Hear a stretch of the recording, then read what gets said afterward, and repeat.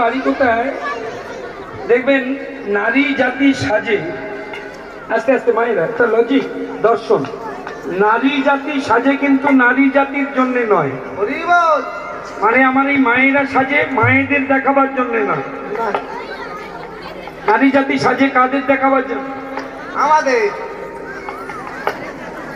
মানে পুরুষ মানুষের। হরে কৃষ্ণ।